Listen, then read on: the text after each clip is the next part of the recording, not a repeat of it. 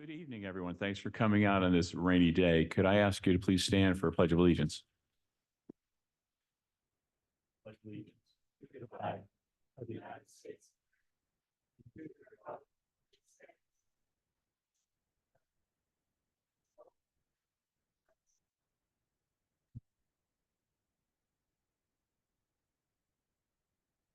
Thank you very much. For the secretary, we'll just note that Timothy Carver is not available to be with us this evening. Everyone else is.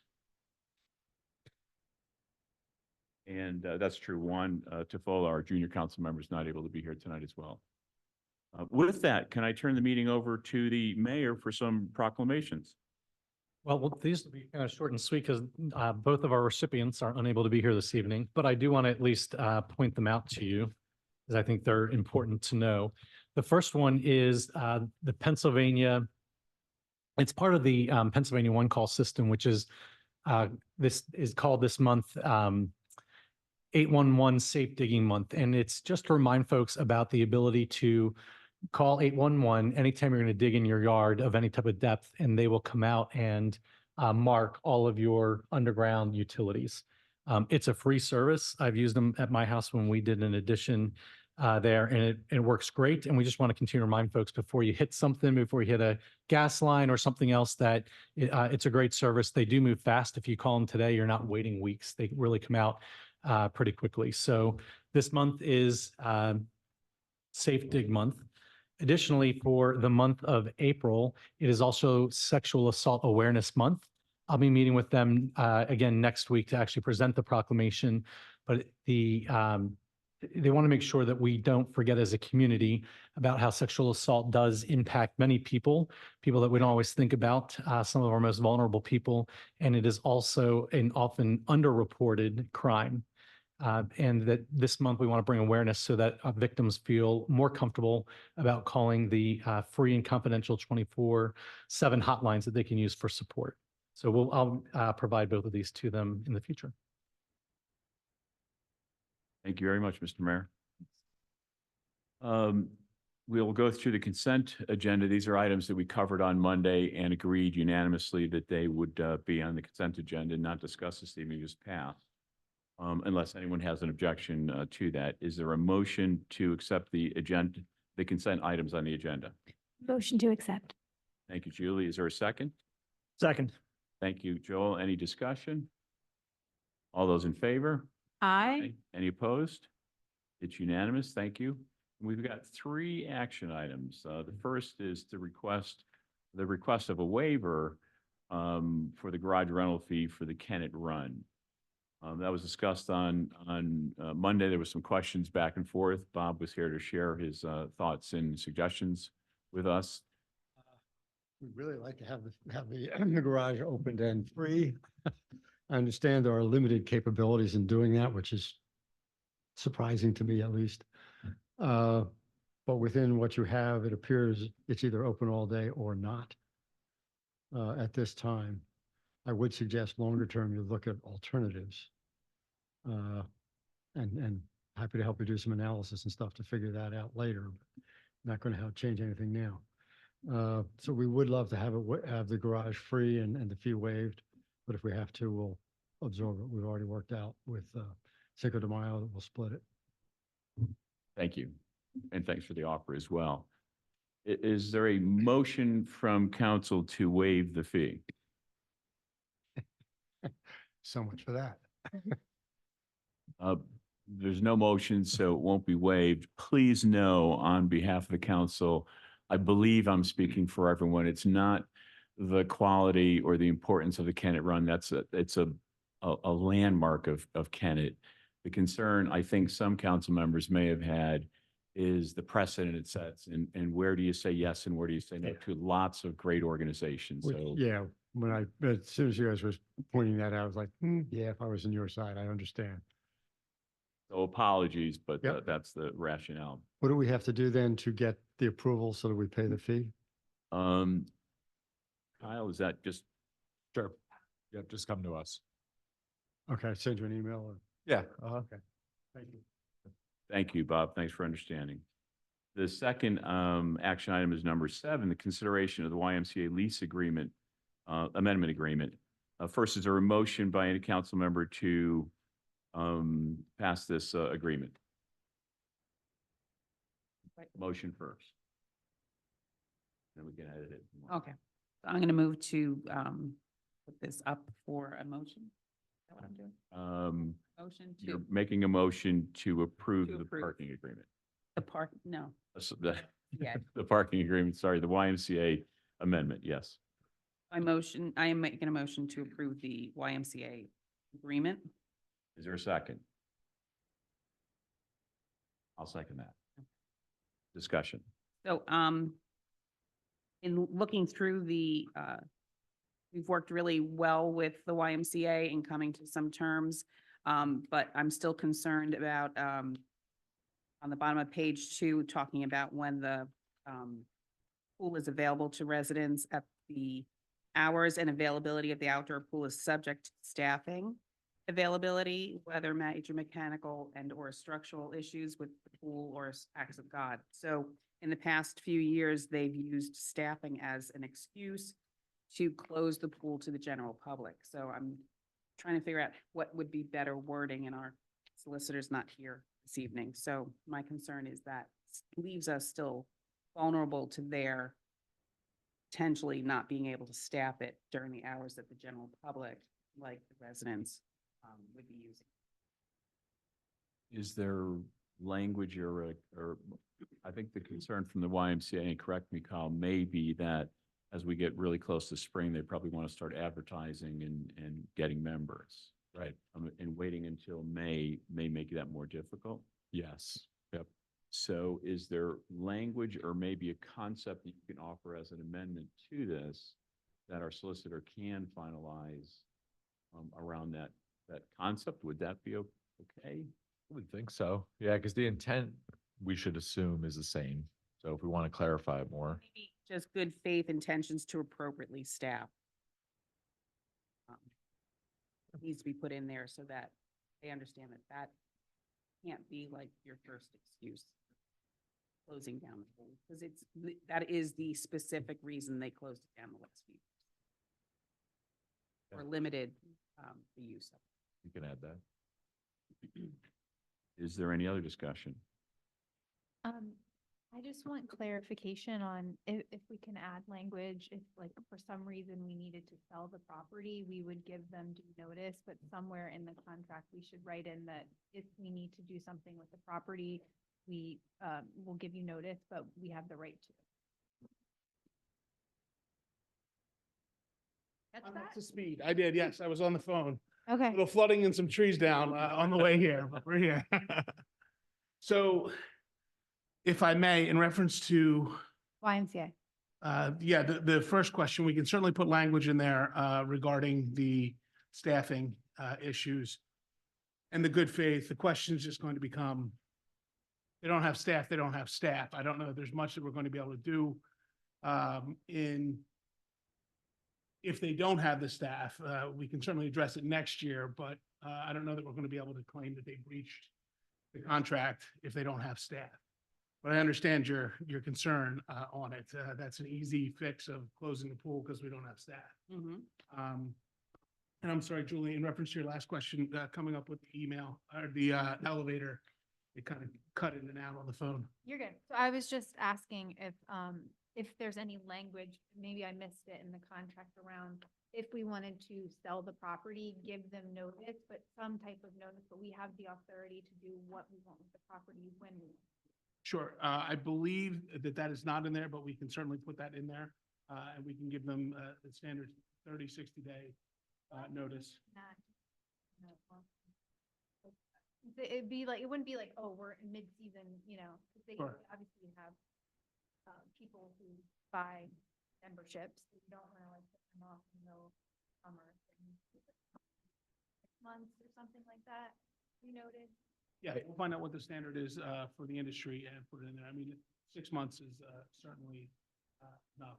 It's not even more. We can give them, 'cause I mean, ultimately, it's going to take that process anyway. Right. Some of the properties. Exactly. Like, If- and maybe even write in that like we could start working on like, I don't know if you need to like put this in there or not, but like, that something around the lines of, if we need to sell the property, like, while they're like even using it, like, you can, you know? Sure. So we have access. Yeah, we will be- I think, so what we're looking at here is an amendment to that lease. I believe the master lease has that language in there, but we'll confirm it. And if it's not, we'll look to add it to this. Good comment. Any discussion, Mr. Mayor? I have a question. Is it possible to, be able to see their scheduling? It would show intent, right? If we saw their staffing schedule and saw that they schedule theirs, but aren't scheduling the times that the public would want. We would know that there is an issue with the way they schedule. Right. And it's just,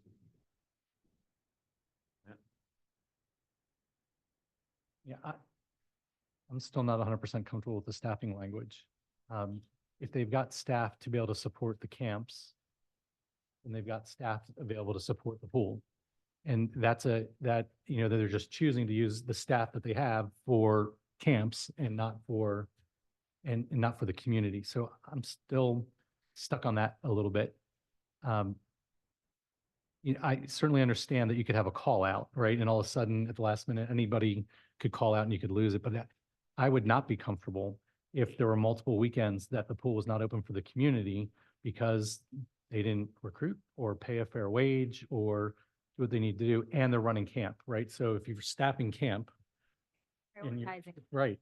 And I don't know that I'm comfortable enough with that language yet. I know we really should solve it for tonight, because I do want them to market it, because I do want it to get used. But I'd like to see some more teeth in it. I don't know what that looks like. Can I offer, perhaps we can add or change the language that reads specifically, and if it's staffed for summer camp, then it will also be staffed for residential use or something to that effect. Yeah, I have no, and I'm fine if council wants to delegate the wording with the intent to the solicitor and the borough manager to get there. I feel strongly that if they can find staff to manage a lifeguard to manage camp, they can find a lifeguard to manage, you know, the community hours. So I think if we can get to some language there, I just would like that to be perhaps a council consensus, and then let the manager and the solicitor do their best they can to tighten that language. Is there any other council discussion? Is there any other public comment? Could I ask you to come up to the microphone and just state who you are for the record? Thanks. I don't live in the borough, sorry. I'm Robert Merkel again. But I, you know, kind of depend on the borough for a lot of stuff. Could you use language that it says that you get, I don't know, if your scheduling is that X number of hours are for their purposes and X number or for public purposes, that the staffing must be proportional. I agree. So that if they have 100 hours of staff, you get your 30% and they get their 70 or whatever that split is. And that would force them to get wise about staffing and get it where it needs to be. Because that forces them to recognize they're going to take a loss of hours. Something that works. Thank you. Thank you. I love that idea. Any other discussion? So is there anyone who would like to make a motion to approve the revised agreement contingent on the three areas that we discussed, allowing our solicitor and our manager to make that final determination? So moved. Is there a second? Thank you, Sam. You got it. Any further discussion? All those in favor? Aye. Any opposed? It's unanimous. Thanks for the suggestion and help. And our last action item is to consider updated Kennett Area Park Authority agreement. This is to re-up the ongoing sort of 5-year agreement with the Kennett Area Park Authority. There were a couple of questions that I had to the agreement and spoke to our solicitor yesterday, and they were somewhat minor in nature. We've got a revised version of that, just to specify how funds are used and the obligation that the borough does not have to only use the fee in lieu of funds for the park necessarily, certainly can. But there was some grayness there in understanding exactly what our contributions are and how they're governed. I'm comfortable with the agreement, and I should have asked for a motion first. Is there a motion to approve the revised agreement for the Kennett Area Park Authority? So moved. Thank you, Joe. Is there a second? I'll second it. Further discussion? On part 2.1, borough responsibilities. So we're agreeing to currently we give them $35,000 a year fee in lieu of funds, with a 4% increase every year thereafter. Correct. The language is a little soft, though. It says annual anticipated contribution. Fair comment. Right, that was put in there for the purpose of, we are not guaranteeing, it's certainly the borough's intent to, provide that 4% increase based upon what was discussed, but it's not guaranteeing it. Certainly, we want to leave ourselves the option if funding becomes an issue, that we're not, held to that standard, so. I'm sorry, what's the balance in the lieu of fund? Nick, 300-ish? It's, I think it's somewhere between 301,000 and 300. Thank you. So we're not, our intent is to give 4% more, but we don't. If it's tight and our budget is that tight, we can. Yes, and it doesn't even have to be, I mean, in all fairness, it doesn't even have to be based upon budgetary restrictions.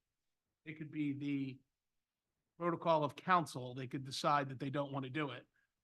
What this basically just allows is it allows council and the borough to have an escape clause to be able to not get out of paying that 4% increase over the years, if that's what they wish to do. Is the fund a restricted fund? Yes, yes, it is. Yep.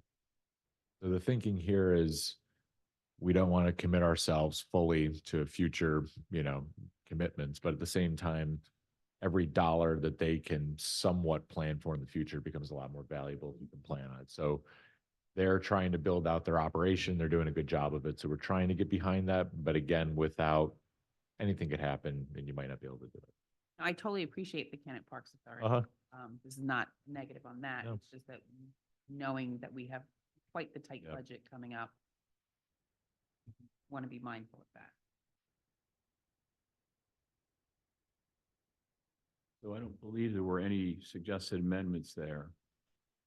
Is there any other discussion? Any other public or CAPA discussion or comment? So the intent is to fund this over a 5-year period. The obligation's not there, but the intent is to make sure that CAPA can plan forward. So with that, all those in favor of the revised agreement? Aye. Any opposed? It is unanimous. Thank you. Can I ask one more question? In lieu of fund, what, beyond parks, what are the other restrictive uses? No. That really is. So we opened it up a bit, maybe a year ago, to allow for this funding to go through, because previously it was just park capital. And we expanded it slightly to allow for donations Operations. to Ansonby Nixon alone. Because I guess in the past it had been used for upkeep and maintenance around the borough. So that was cut out of it. The long way of saying it really is parks restricted, So all the borough parks. right? Okay. Right. Thank you. With that, let's get into our workshop session. The title is, oh, you're right. I wish I knew how to run a meeting. Is there any other public comment not related to any topic we had or to what's coming up in a couple minutes' time? Thank you. Thank you, Kathleen. Now let's talk about walkability and beauty in Kennett Square. What our priorities are. Oh, I'm sorry. I'm sorry, I just missed you. Can I have a public comment that's Sure. not related to anything? Sure. I'm Anna Young. I live on West Mulberry Street. And Anna Young, 421 West Mulberry Street. And I would just like to continue the conversation about the no parking signs on the street. We had started it at the last public safety meeting. And we had talked about the NVF lot, not the like site of the factory, but there's an empty parking lot right down the street from my house. That I believe council had said they would talk about contacting the owner and seeing if we could potentially use that as like an interim answer before we get like a long-term answer. So I was wondering on any updates on that. I apologize. On Monday, should have probably spoken more. We didn't have the meeting minutes, so I didn't remember what before you spoke. Anna, along with other residents on Mulberry Street, came to the public safety meeting with concerns about the fact that on Mulberry, there were no parking signs installed along the chain link fence in front of MVF. So prior to that, there was parking on both sides. A resident came, I don't know, last fall, late fall, to complain about parking on both sides of the street there. Because cars that park up along the chain link fence have to park fairly far out in the lane of travel because they can't open their car doors into where the chain link fence is. When the chief did the research and we looked at it, that is actually by ordinance already restricted to parking on the north side only and no parking on the south side. So based on the request and based on the fact that it was already an ordinance that was not currently being enforced, our really only course of action was to enforce the ordinance as written. We really don't have a choice on that. It was an ordinance that we were not enforcing that we needed to be enforcing. Based on that, the signs were installed. And of course, it caught residents off guard because the folks that have, and other folks explained that they have 3, 4 adults, working adults living there. They don't have enough off-street parking. And so that created a problem. It also created a problem for some of the single women that were walking further than they wanted to at night, coming and going from their homes in the dark and not feeling comfortable with that. So they asked us to look at that. Public safety's response was twofold. One, it would take an ordinance to change that back so that they should come and speak to council and that council is really the only one that could take up the ordinance request, although we could make a recommendation from public safety. And number two, there is a parking lot on Mulberry Street that is owned by MVF that's not behind the chain link fence. It's the vacant one there that has a lot of the overgrowth. And I offered to call to see if they would consider allowing that. I did reach out to the owner. They were on vacation all of last week. She did call me back on Monday and said that they would talk about it internally and get back to me. But it's only been a couple of days since, and they were out for 2 weeks. So she did return the call. She said, I will get back to you, but she just wanted to see what it meant inside. So I will continue to follow up with them and let you know. But I do think it is an issue that council should take up on behalf of the residents on what we do with parking there, because it is a challenge for the residents there. So is that an action to ask the Public Safety Committee to come back with a recommendation? We can. I mean, we can study it. The chief, do you want to weigh in on what your thoughts were on it, or? Sure. So the area, as NVF was operational, the area was always posted as no parking. So parking was restricted on that entire side of the street. At some point in time during the demolition and cleanup of the site, the signs came down. It wasn't the borough that took them down. It was taken down somehow by, the people that took all the demolition down and put the new fencing up in front of it. I guess, the part of the conversation is, we have to weigh the impact on what the residents are now. Obviously, there's more vehicles that are in this area, that are causing a problem for them as far as, the area for parking. But then I think part of the discussion is, what does NVF become? And do we take that as a change in ordinance to then allow parking? And do you create another problem without understanding what the use is going to be at that time? There was no parking on that side for the most part because there was entrances all along that side of the street. There was bays where tractor trailers would come in and out of.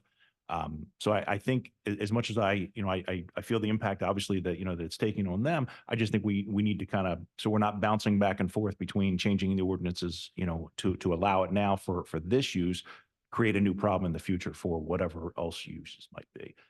I think it was a great idea to potentially use that parking lot. It at least helps open up a few parking spaces. But obviously we had mentioned to the residents that we can't grant the permission, but the mayor would look into, if they would allow it.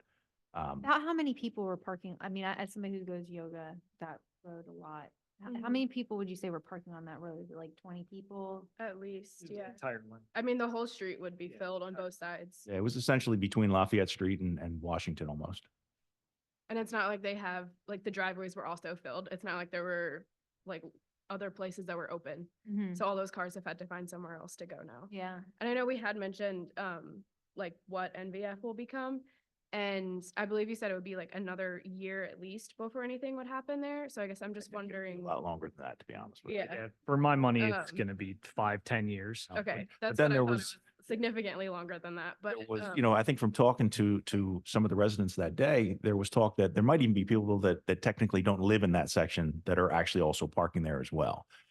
So one of the ideas proposed could be, do we include this in the residential parking area? So we issue the amount of parking permits to the residents that do live there. And maybe that helps to lessen some of the volume of traffic or volume of parking. But there's definitely some thought that we need to put into it to see really what's, the best course. But really, it's how can we kind of help them in the short term to find some additional parking? And it seemed like the parking lot usage might be a good route. And I would like to say if the parking lot is approved and we can use that, the street lighting, even just from walking there to like down the street to those houses, is really terrible. I've been parking like a street or two over, so I've been doing that walk and, it's really dark and like just not a great walk. So if we could just get, if we do use that parking lot, some better street lighting there, as part of that interim solution, that would be appreciated. If the issue is the space, that, fence looks like it's movable, like it's beamed. I mean, I know it'd be like heavy and people would have like, machines might have to move it. But like, would it be moved slightly over to make room for cars? I believe so. I believe it's all temporary construction fencing. Yeah, Mhm. so like maybe that's Yeah. also, could we just maybe figure out if they could move it so that way it gives it the space Mhm. to do that, and then that way they can have room to open the door? That'd have to be done by the property owner though, obviously. Yeah. Can't just go around moving fences. The only other way would be if we actually found out what the step down was right away. Right. Yeah. That fence is true go right away. Yeah, good call. The fence doesn't true go right away. And- Okay. Who does that? That would be me. Oh, okay, okay. So it sounds like it's really back to the Public Safety Committee to look at two issues, the parking lot. Thank you very much, Matt. And then the longer term solution of what and how to park or if to park. Rob, do you think you could look at that before the next public safety meeting? We'll put this on the agenda for then, so you could look at the right of way and I'll, work on hearing back from MVF by then. Okay. Ms. Thank Young, I you. apologize for not giving a more thorough report on Monday. It slipped my mind. I didn't have the meeting minutes in front of me, so I apologize that I didn't Thank- provide a more thorough report to council. Thank you. And I would like to just, one last point. I understand why you're hesitant to remove the ordinance, but I would like to, and I know all the other residents would like to continue pushing on that. So just, I don't know what the next steps for that are, but if I can push back on that. Well, we're hoping that maybe we can push them to move the fence out, and then Yeah. that'll give you guys. time to do that. But the parking ordinance is still like, we're not allowed to park there. Oh. So that would like, So if I can make a recommendation, would it make sense for the residents? And obviously you've definitely been talking to everybody. Would it make sense for the residents to potentially bring a petition forward to council? we actually have one in the works Okay, right yeah, now. do it. so- Let's do it. Yeah. If you bring it to public safety and it'll be on our Mhm. agenda, then we can combine all that information and make a recommendation to council. Thank you very much. You're welcome. How's that for local government? You got an issue, you come to the meeting, get it resolved. That's beautiful. Ken Edwards, 412 Merritt Street. On that same note, on that section of the street, I'm the one that made the biggest complaint because I go up and down that road a lot. If you do that for one part of the street, and that's what you're asking for is one section of the street, you're going to do it for the rest of the street too. I would assume, and you know what that means, Bob.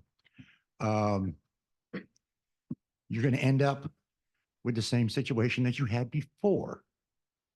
People parking all along that street. Granted, they're residents, okay?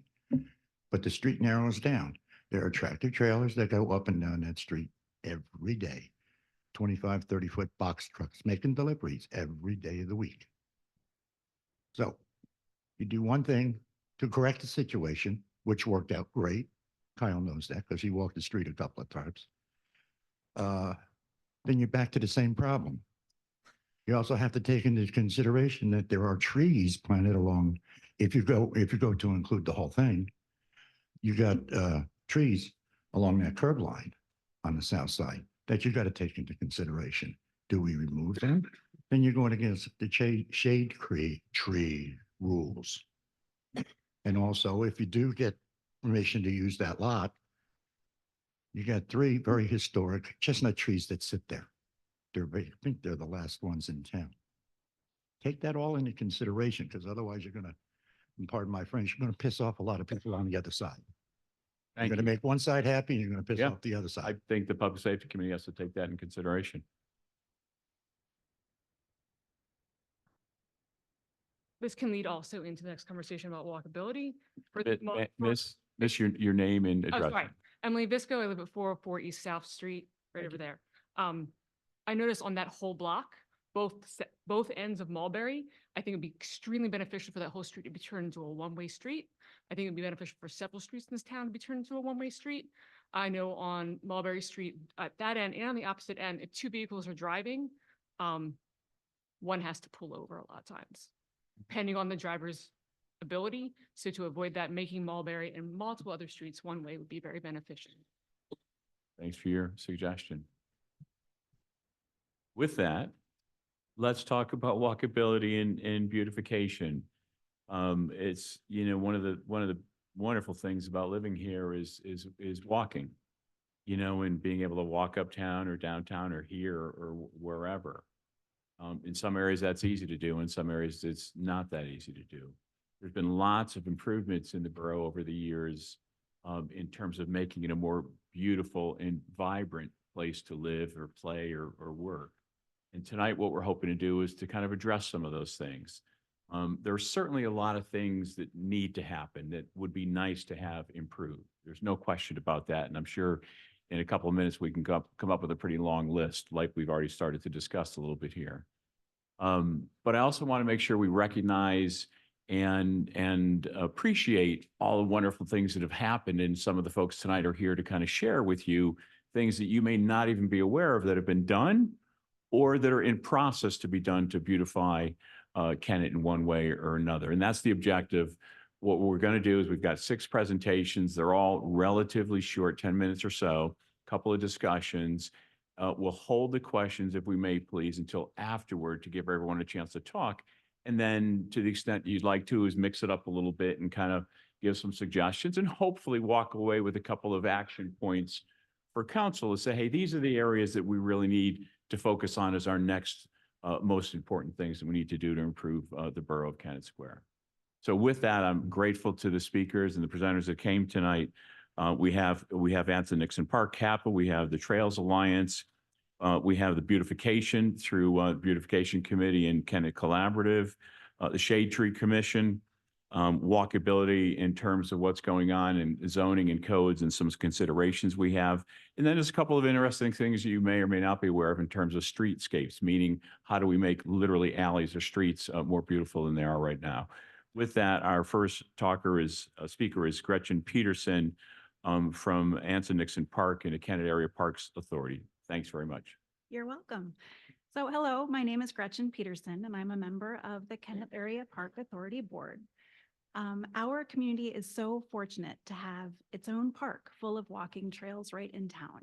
I'd like to share a little bit about what is going on at Anson B. Nixon Park. Recent upgrades to improve the beauty and walkability of the park include the removal of around 300 ash trees, which just don't move ahead yet.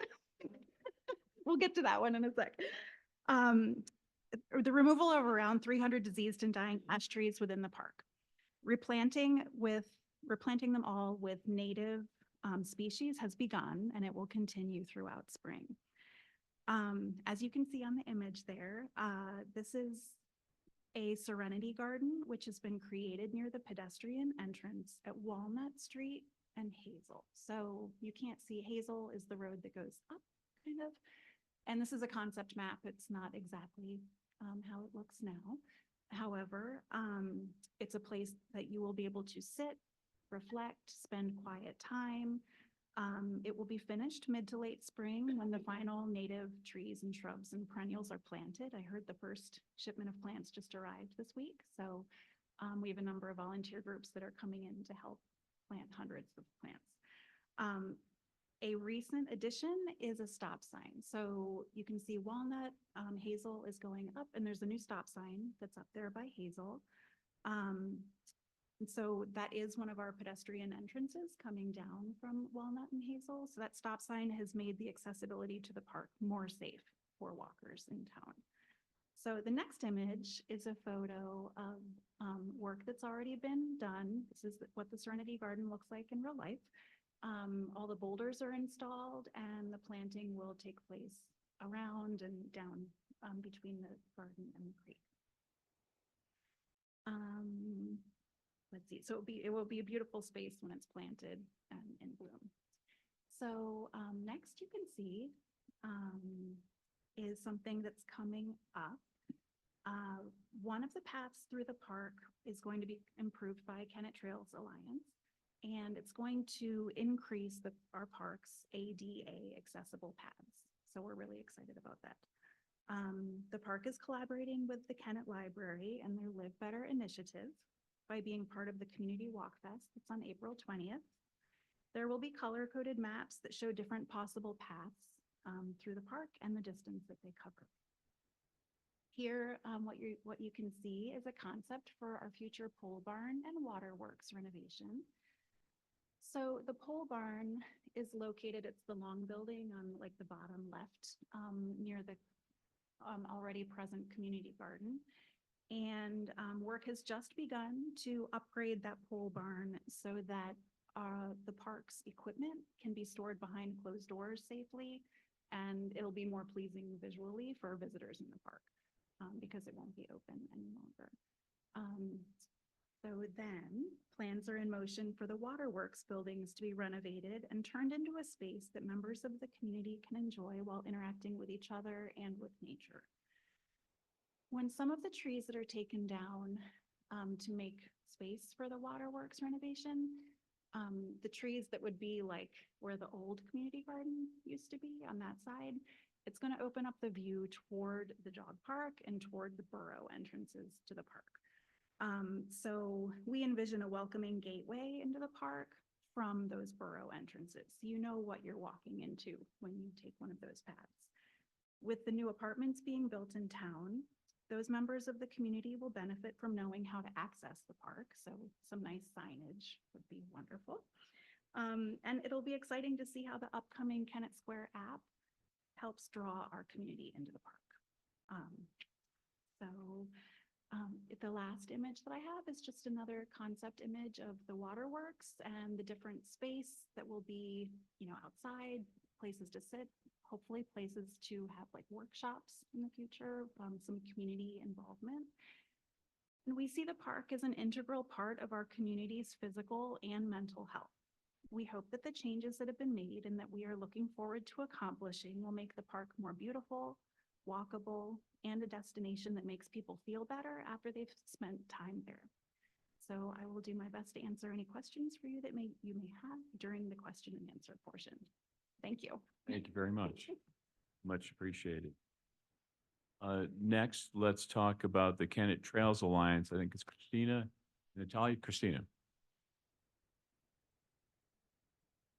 Hi, everyone. My name is Christina Norland, and I am the Executive Director of Kennett Trails Alliance.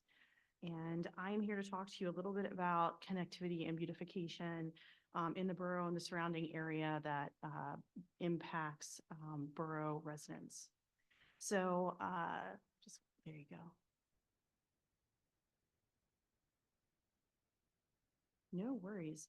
I can get started and talk a little bit about the Kennett Greenway, which is kind of the centerpiece of what we are working on here at Kennett Trails Alliance.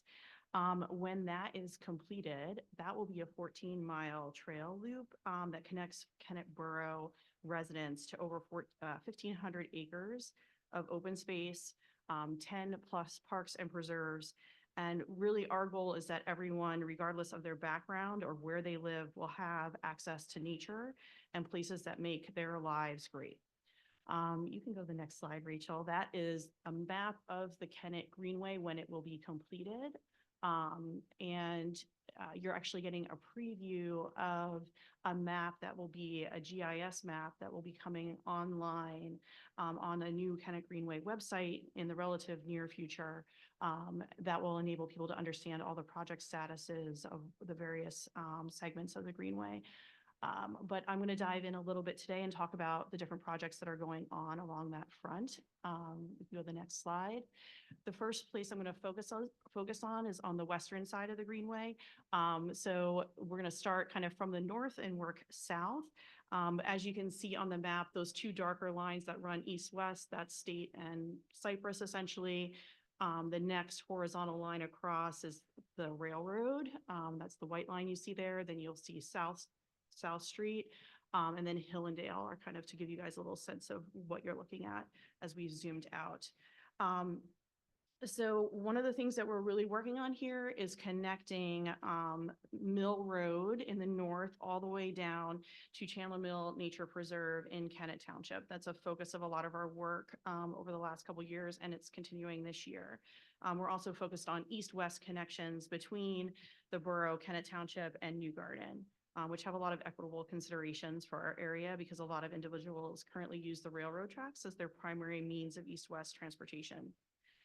So if you go down to the second star on this map, that is at Pennock Park and the railroad. We are working with the property owners on the north side of the railroad to complete the construction of a trail that will lead from Mill Road essentially by Magnolia Victory area and come down to the railroad. What's exciting about this is that recently we obtained, and by we, I mean actually East Penn Railroad, obtained a grant to build an at-grade crossing at Pennock Park. This is super exciting because this will actually enable people to cross from Pennock Park and connect into the borough. And will also enable people from the Senning Hills neighborhood to be able to connect into the northwest portion of the borough where you wouldn't normally be able to do that because, as many of you know, Mill Road is actually blocked at South Mill Champs. So one of the also critical pieces of infrastructure that we're working on with Kennett Township is to ensure that West-South Street, the borough has completed sidewalks to essentially South Mill Champs, but there are no sidewalks further to the west as you head towards New Garden. So we have been working with Kennett Township on completing that connection, and there are preliminary engineering drawings that have already been done. Now it's just a matter of taking that project through to completion. So that is also in the works. The fourth star down on the map is actually in the center of what's known as the parish property. For those of you in the audience perhaps that don't know, Kennett Borough actually owns a piece of property in Kennett Township called the parish property. It's right next to the sewer treatment facility. And on that parcel, there currently is the start of the Greenway Trail, as well as the beginnings of the construction of the Kennett Bike Park. And some fun and exciting things that are happening there is that Kennett Trails Alliance and Brandywine Conservancy have funded a master conceptual plan for that property. And currently, staff from Kennett Township, Kennett Borough, Bike Kennett, Kennett Trails Alliance, and Brandywine Red Clay Alliance are all working together to put together a master conceptual plan to kind of map out areas of ecological restoration, as well as where could there be activities, passive recreation that could occur on the property. In addition to that, Kennett Trails Alliance funded $95,000 worth of engineering work that is currently ongoing to restore the creek through Brandywine Red Clay Alliance. So by funding that engineering, Brandywine Red Clay Alliance is actually already applying for grants to do the construction of the restoration in that area.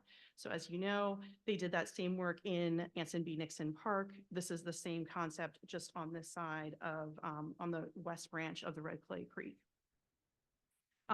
So there's lots of really fun stuff if you're into birds and plants, and native flowers. We can talk all day about that as to what, people have been, coming up with that. So, also, I know this isn't walking, but the Kennett Bike Park is actually made some significant progress in construction. And we are anticipating that there'll be a really great celebration for that in July, together with our annual Bike Fest. So kind of moving down this map, the last two stars are related to ongoing construction work on the Chandler Mill Greenway, which is really exciting. That will complete two sections of the trail on that road and also provide roadway stabilization, so that the road does not fall into the creek, which was sort of an ongoing problem in that area. But what is great about that is now we're getting close to providing connectivity for borough residents out of the center of the borough down into preserved lands in Kennett Township. And this will be great for kids to get to summer camps on the with Brandywine Red Clay Alliance, with, families who want to go out for and enjoy nature. So next slide. This is an example of some of the work we've done in the last year. On the left, you see the Parish Trail as it used to be. On the right is the resurfaced Parish Trail. We have had really great success with how the new resurfaced trail has maintained with respect to flooding in that area. It's actually also very low maintenance, and ecologically is really providing uplift in that area, because every time it flooded in that area, all of that asphalt chips were actually flowing into the creek or into the wetland forest. So that has stopped as a result of us being able to resurface and pave that trail through Parish. So you can see the difference in that picture there. On the eastern side of town, there are several projects that are also going on. I know many of you know about the Cypress Beach pilot project and demonstration project that we put together at Cypress and Dalmatian. That construction is almost completed. And I'll explain briefly how you can get involved at the end. And in addition, it will be part of Walk Fest that Gretchen mentioned on April 20th. Next slide. We're also super excited to talk about connectivity into Anson B. Nixon. So one of the things that we have partnered with Anson B. Nixon on is actually bringing a gateway onto State Street for Anson B. Nixon. This is a very high level, not wedded in stone conceptual drawing of what that could potentially look like. Entities within Square Roots Collective actually own the property between State Street and Anson B. Nixon, and part of the work that we are collaborating on with Anson B. Nixon is how we can help provide that connectivity through the use of that real estate. So stay tuned for fun public engagement on what that could potentially look like down by the YMCA and the park. So last but not least, I just wanted to briefly talk about connectivity in a different way. As you all know, infrastructure takes a lot of time and people still have to get to places. And we have been running a bike fest with Bike Kennett over the last couple of years that has given well over 300 bikes away into the community. And last year, while we were doing this, there's actually 300 people still in line who had a need for bicycles. There is a ton of need for transportation here from an equitable perspective. And people need that. We realized people needed that like both year round, and people also need to understand how to maintain their equipment. So we are developing a multi-pronged program that's launching this year that provides year-round bicycles to adults, or provide, you know what I mean, provides bicycles to adults year-round through partnerships with social services, nonprofits.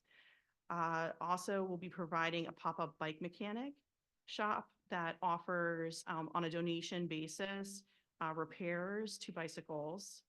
We will also be having a youth program that enables teenagers to actually earn bikes through learning how to repair them as well as maintain them and ride safely. And finally, there will still be a giveaway for little kids for bikes. So this is part of a larger initiative where we hope to be able to provide connectivity to people while larger infrastructure projects take time. And then I said that we could talk about how everyone can get involved. Well, we are about to plant like 3,000 plants on the Cypress Beach land there. There's about 35 trees of varying sizes and then a significant number of perennial native plugs. That's going to be on May 4th. So after you have an amazing run or cheer on your loved ones at the Kennett Run, you can come on over, get your hands dirty in some dirt, help plants, and then you can go get a margarita for Cinco de Mayo. So there's something wonderful about living in a community where all of that can happen on a Saturday with your family. So please feel free to come out and join us for that. And if anyone has any questions, I'll be happy to answer them during the question period. Thank you. Christina, thank you so much. Love what you guys are doing. It's so much, makes Kennett such a special place and beautiful. Thank you. Our next presenter is Ross Fenton of Kennett Collaborative. Ross is the person you've probably seen Friday afternoons over at the Creamery for a number of years, running the farmers market as well. She's here to tell us about the Beautification Committee. Yes, so I'm Roz Fenton. Thank you. I'm the community programs manager for Kennett Collaborative, and we've been working for a long time with the Kennett Beautification Committee, and the Beautification Committee has a long history in Kennett Square. Something I read, it dates back to 1965, so I don't know all of the history, but we have been working with it for a while, and as we move forward with the committee, that we're hoping to bring more people in and just revitalize the committee and grow upon the legacy that has been built already. So the committee, as of this year, includes Kennett Collaborative taking a leadership role, management role. Sorry, I don't have my slides in front of me, so I'm looking up. 2 garden clubs that have been working with the committee for a long time, Spade and Trowel and Four Seasons. And we're bringing in Kennett Library with the Meadowitos projects and other projects that they're doing, the initiatives that they have. We're hoping to tie it all together. And we'll continue to bring in other community stakeholders as part of the committee, including some merchant representation. Next slide. We couldn't do it all without these community partners that are listed here. The Borough of Kennett Square is a huge partner. The Public Works team is vital to our work in maintaining and watering the planters that are along State Street and surrounding blocks, and all of the other work that goes on in the gardens that are around town. So Bill Reynolds from Pratt's Greenhouse is also a huge contributor to the committee. He's not officially part of the committee because he has too much to do, but he contributes so much to the work. He contributes the plants that go into the planters, and I'll talk more about that in a minute. But Craig Rubinski is another partner that has been working with us for this new initiative with the Beautification Committee, and he's been working with the committee for many years as part of Four Seasons Garden Club and his own business. So our current initiatives include the seasonal public planters that you see along State Street and surrounding blocks. We also have the annual plant sale for fundraising, which is also happening the weekend of May 4th and 5th. So you can also buy plants that weekend to support our efforts. We're also working to increase public awareness about the beautification efforts and collaborate with the many partners that are doing the work in town. These are some of the fine folks that help us with the planters, some of the garden club members and Bill's team as well. And we have our first planting for spring. The install goes in this Friday. So you'll see new plants in the planters soon. These are just an overview of where the planters are, because I don't know if everybody realizes how many we're dealing with. But and last year we got some new self-watering planters to help reduce maintenance on the planters, help reduce the watering time needed.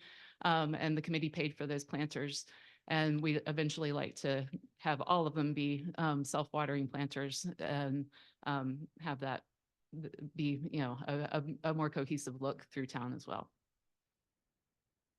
The plant sale I mentioned is coming up on May 4th and 5th. It's typically the first weekend of May, and 20% of sales are donated to the beautification committee. That's a generous contribution by Pratt's. And last year we raised over $4,000 for that plant sale. Just some breakdown of the funds usage for what the committee has done.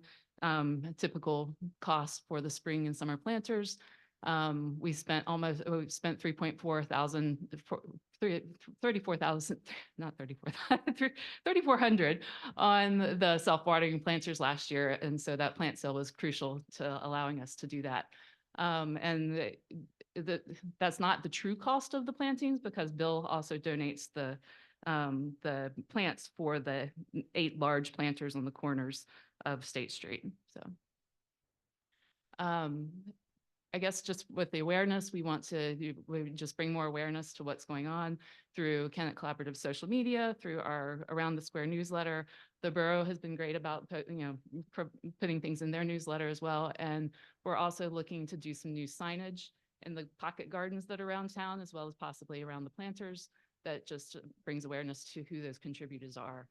So these are some of the gardens that I'm learning about as I go here as well, that many of the groups that are part of this committee have been working on for many years. And so there's quite a few around town. I even learned about a new one today that Mount Cuba helps with the Garage Youth Center. So there's a lot going on. And so our goals and next steps. One of them would be the signage system that I mentioned, that we'd like to just acknowledge the contributors so people are aware of who is contributing to these things, and have a consistent signage system in the beds and planters around town. So, and with that, we would like to increase funding opportunities. Like I mentioned, the self-watering planters, the signage. And also in the past, I believe the committee has contributed to these gardens around town, but the funds don't currently allow us to do that.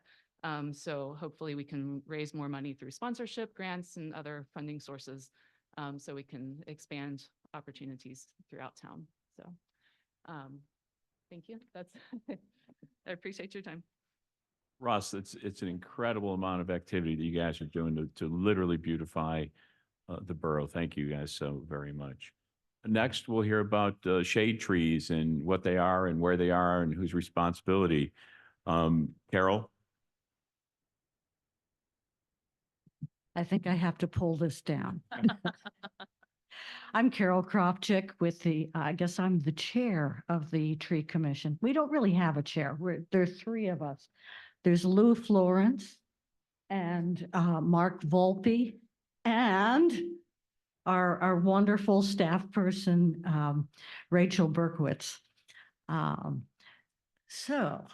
What we do, the thing that we most do is look at the condition of trees. That's actually not on this particular slide, but over the past few years that I've been on the commission, we've looked at a number of trees, and most of those trees have come out. They've been removed. We find that we are very reactive to situations because we have a lot of things in place, but over the past 3 years since COVID, the end of COVID, we started looking at more proactive activities. And because of the tree loss, especially the tree losses on East State Street, we started thinking, what we really need to do is have a new tree inventory. We can't really make any decisions about anything until we know what we have. And in 2026, no, I'm jumping ahead. So we also found that we needed to educate the community about why we have street trees. And I'm not going to go into that because I think you all know. If you don't know, ask that at the end. Because I want to talk about the inventory and the education component. Let's see. So in 2016, we had an initiative where we looked at both the streetscapes and the street trees, and there was an inventory created. However, that information never got to Public Works, I don't think, and it's been lost. So in that interim, we have found that there's a great change in our tree inventory, so we need to make one. There's no budget. So this must be volunteer derived. And we have found that we can do part of the leadership, we can do the tree component, but we need volunteers from the community to help us in this effort. And as kind of a giving back to the community, those people who volunteer will be trained to learn more about trees, learn more about even trees on their own properties. And I'll get to that in a minute. And our hope is that not only will we have at the end of this project a viable tree inventory, but we'll know where we have the gaps, where we need to go after planting trees so that we can improve things such as shade that we desperately need in the summer when it's really hot. And also on a day like today where we have lots of flooding, trees help to absorb water. So this is part of a stormwater plan. Next, please. So we did a trial last month. The three of us went out on a really windy Sunday morning and spent 2.5 hours locating trees, finding the GPS coordinate for each tree so that we could put those onto a map. We measured the circumference of the tree so that we could determine we could be putting this information into iTree, which is a program that will help us determine the values of those trees. We looked at the tree area that was available to each of the trees. We measured the tree, the health strip is what I usually call it. And then we also looked at utility conflicts, overhead utilities. We found a lot of Y trees, or actually trees wrapped up in the wires. And we made notes about the conditions of trees. Some of the trees had branches that were broken, hanging in the wires. Some of them are actually wrapped in wires and so on. And so those are things that we're able to report back to Public Works. We used a spreadsheet for this and we evaluated as we were going through that day. And we've modified it so that we can use this as we proceed. And in that process, we also found that we could, we know how many people we could use per team. Well, actually, I should have shown you, that was Mark measuring the circumference of the tree, so, okay. Education.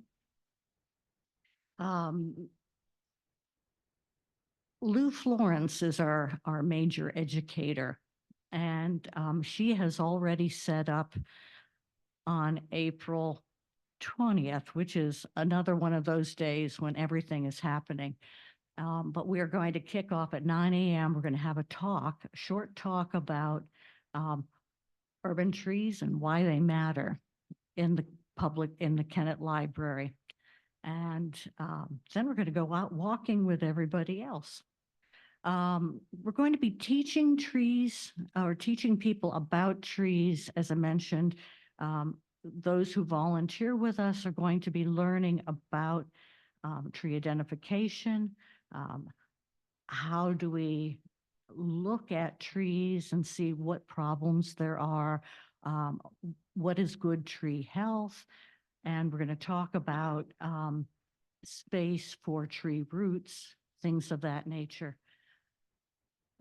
We'll also be scheduling walks and talks. I think that's something that Lou has been looking at through the library. So she's going to have a number of different projects. She already has those, or talks, as well as walks that we'll be having. And one thing we thought about doing is a contest for homeowners, residents, not just homeowners, but residents who have trees in their yard. Teach them how to measure the trees, how to find out, because by measuring, you can determine the age of a tree. And we have some tremendous trees, such as the ginkgo up at a Friends meeting, which could be not only a champion in the borough, but possibly a champion either in Chester County or in the state of Pennsylvania. So we thought we would have a contest so people could measure, learn more about trees, take greater pride in their community, and use citizen science so that they can use the GPS, locate their trees that we could also put on our map, and better qualify and quantify what Kennett Borough is. We suspect that this is going to take until the fall to complete. The borough's not that large, but teaching has a learning curve. So we'll be inventorying starting in April, going until probably October. If it rains every day the rest of the year, it might be a problem. And I mentioned here the iTree recording. That's something we'll be able to transfer onto this format. And based upon this, we'll know where we need to look at planting trees. We've already had recommendations as to where we should be planting from the community. We're also going to look at the pros and cons of what types of trees we can be planting and where, and certainly looking at funding sources. That's it. I'll have questions at the end. Thank you. Carol, thank you so very much and for what you and your committee does.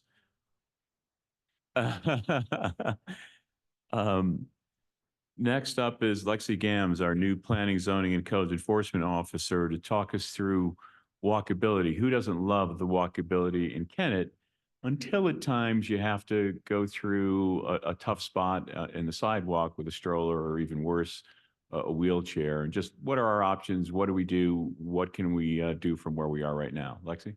Yes, so this presentation is, the goal is of the discussion is to determine how to enforce our ordinance to help improve our sidewalks.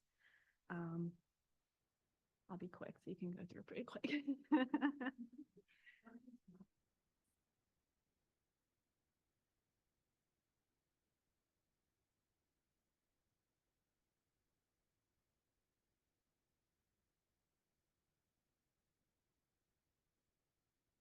So, there we go. So chapter 18 of our ordinance states that the subdivider and the developers are responsible to install all of the sidewalks at no expense to the borough or the residents. Oh, talk closer, sorry. So the developers and the subdividers are responsible to install the sidewalks at no expense to the borough. However, the borough is responsible to inspect the sidewalks, and that can be either in-house or through a third-party consultant. We will ensure that the sidewalks are up to code, and if not, the developer or subdivider is responsible for bringing it up to code. Chapter 17 talks about the duty of the property owner to help maintain the sidewalks. So once the sidewalk is installed, it is the property owner's responsibility to maintain the sidewalk. The borough can determine when a sidewalk needs to be replaced or repaired. This kind of can come kind of off-putting to property owners, because of the cost associated with replacing a sidewalk.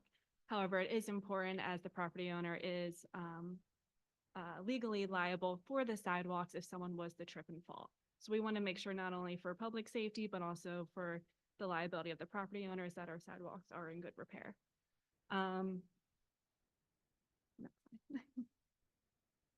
Chapter 17 of the ordinance just talks about sidewalk maintenance in addition to sidewalk repairs. So just making sure you're not placing any boxes or any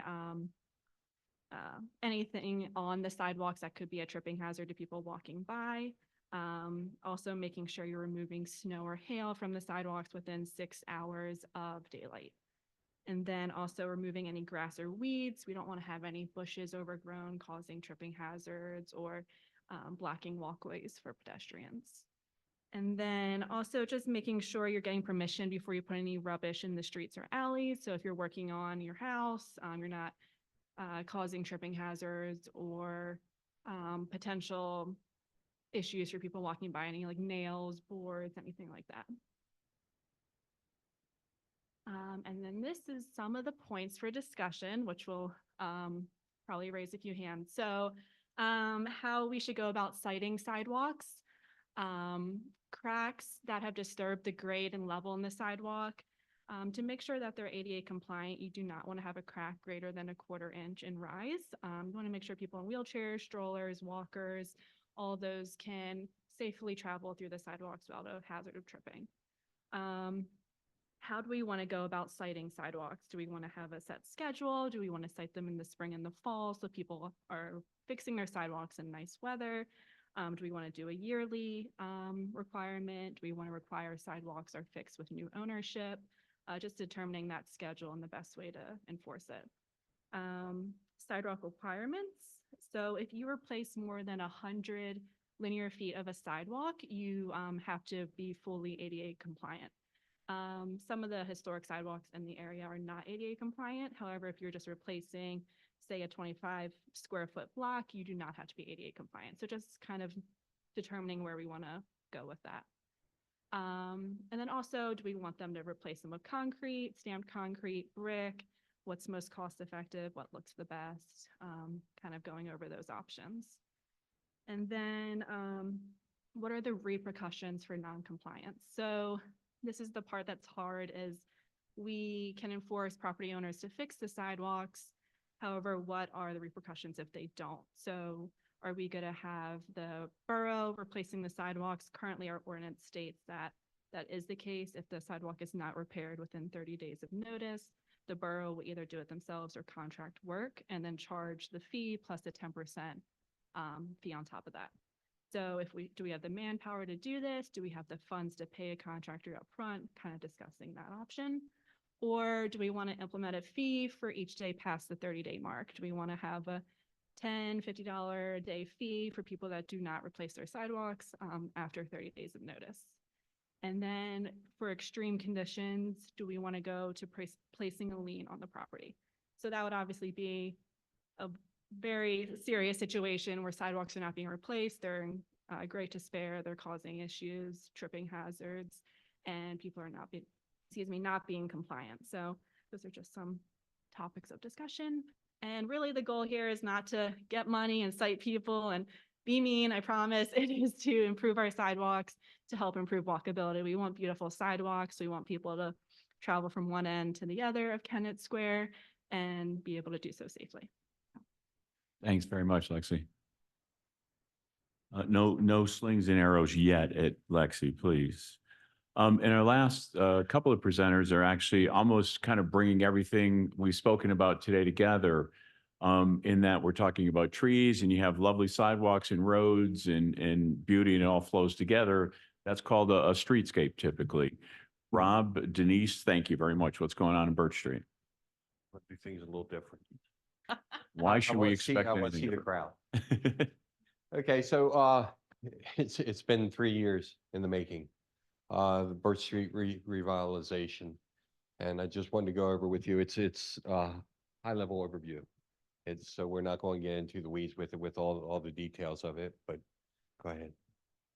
Okay, first thing, like I said, on the slide, it's not really, an exciting thing, but there's a lot of work that was done on the stormwater. We have problems with flooding down there. We're not going to alleviate all the flooding down there because it's, in a low area of the town. But one of the problems we had was that we were dumping water on the north side of the bridge. So that meant that more water was collecting on the north side of the bridge, couldn't pass under, and was accentuating the flooding. So, go ahead, Rachel. And this is another reason why. This is actually a picture of one of our storm pipes down there. So this is another reason why we are going to start taking care of the piping down there, replacing some of the piping. What's that? Rock, debris. I found a piece of a curb in it, found a tar. I found all kinds of stuff. Yeah. Yeah, I talk funny. All right, so now we'll go and get to the cool stuff. The bump outs and why we use them on Birch Street. The bump outs, first of all, Birch Street is relatively straight. And if we just went in there and fixed the crown on Birch Street and paved it, we would build a raceway. So what we've done is we've used bump outs on the north side and the south side to create a more of a meandering feel and to slow the traffic and to give people a chance to take a look at things and pay attention to what's going on there. And I'm going to let Denise take care of this. So as Rob mentioned, the bump outs serve a purpose. They are, we want Birch Street to be an experience, right? We don't want it, you know, just kind of go right by it, speed through. So we want to create that meandering effect. So, you know, you appreciate what you're driving through. It reduces speed. It increases the potential for green space. You can't really see that well, but all the green areas along that map is all the bump outs that we are going to add onto the street. You can do the next slide. And then, you know, the fun part, what you see, the beautification and the landscaping. So the concept right now is woody blooms. That is structural woody shrubs and blooming perennials. It will incorporate small trees while being mindful of power lines and the available soil volume. So that's kind of like a concept of kind of what we're going for. And then you can go to the last slide, Rachel. Again, more of the concept of what we're going for. You know, we're trying to make a not currently visually pleasing street more inviting. So that's it. Thank you guys very much. Thank you. Appreciate it. That's happening this spring, right?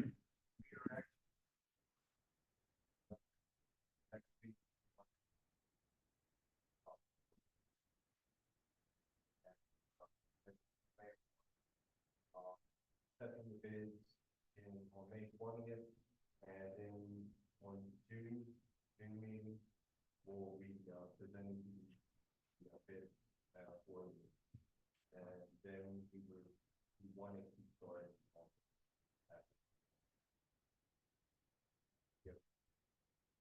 Terrific. Thank you. That's happening. Fellow councilperson Julie, would like to share kind of some visions about things in the future beyond that, perhaps? Yeah, so I'm chair of the Environment Committee, which some of you guys are on. And so the idea is that right now we're trying to come up with 5 locations in and around State Street that will be walkable, inviting, entertaining, and beautiful. And an effort to kind of create, like you guys are all talking about, a more walkable community. So we're right now partnering, well, we're trying to get a grant. And then after we get the grant approved, we're going to partner with a landscape architect locally that will help us kind of create that vision. We're going to create a few different locations on State Street to start, but the idea is that we want to draw, you know, people from State Street all in around Kennett. So we will eventually start tackling other locations, but we want to start with State Street just to kind of you know, it's the biggest street of our town and we feel like we can get the best bang for our buck. So we're hoping to kind of start that in May, once we get the grant. So hopefully in June, July, August, for the meeting updates. But we're really excited at what we can kind of accomplish. There's talks of in the third Thursday event, potentially utilizing the parking lot behind what was the library, but now Gish Furniture, to develop a plaza of sort that, you know, we're talking about what the vibe, the theme will be. But we're going to create little moments that will also just kind of bring people in and around the community, to make it more beautiful, like you guys are all doing yourselves. So we're really excited and hoping to evolve it into, you know, a long-term project. But here. Thank you very much, Julie. How about a hand for the presenters and the folks getting this going? Thank you. Thanks to everyone. Let's throw it open for questions, thoughts, suggestions, ideas, specifics, kind of free ranging. If there's any thoughts anyone wants to throw some ideas or questions out, please do. We've got some folks on Zoom, so we've got to be considerate of them. Could I ask the presenters to either stay at the table or come to this table or sit in that first row of chairs perhaps, just so you can answer questions and we can share a microphone with you and anyone in the audience who wants to ask a question. You don't have to announce your name and where you're from. It's more informal than that.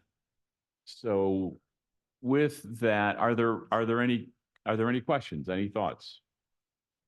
Council. I'm sorry? Yes, please. Yeah, please. Yeah.